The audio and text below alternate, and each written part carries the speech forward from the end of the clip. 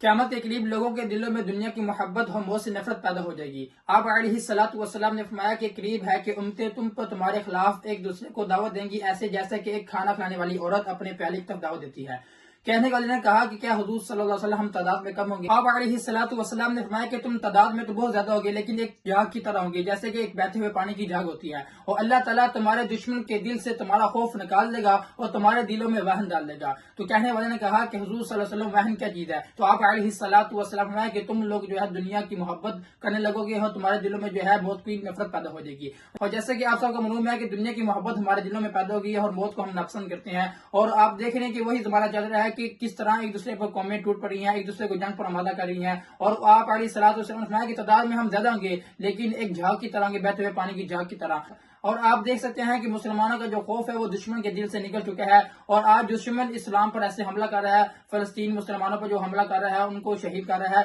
کس طرح ان کے دلوں میں مسلمانوں کا خوف نکل چکا ہے، اور یہ اسی وجہ سے ہے، دنیا کی محبت کی وجہ سے، اور ہم دنیا میں ایسے گھوم رہے ہیں اور ہمیں پتہ نہیں ہے کہ اللہ رب العزت نے ہمیں کیا حکم دیا ہے، جہاد کا حکم دیا ہے، جہاد کریں، اللہ کے راستے میں نکلیں۔ اب اس وقت ہمیں کیا کرنا ہے؟ ہمیں اپنے دلوں سے دنیا کی محبت نکال کر آخرت کی فکر کرنی ہوگی، موت کی تیاری کرنی ہوگی، اور دنیا میں دین کو غالب کرنے کی جدوجہد محنت کرنی ہوگی۔ اللہ تعالیٰ قرآن مجید میں ارشاد فرماتے ہیں فَلَا تُطِعِ الْكَافِرِينَ وَجَاهِدْهُمْ بِهِ جِهَادًا كَبِيرًا، پس نہ تم اطاعت کرو کافروں کی اور ان سے جہاد کرو بڑا جہاد، اور ہمارا ایمان پختہ ہوگا تب ہوگا جب ہم اللہ کی رسی کو تھامیں گے۔ اللہ رب العزت ہمیں اپنے دین کو غالب کرنے کے لیے زیادہ سے زیادہ جدوجہد کرنے کی توفیق عطا فرمائے۔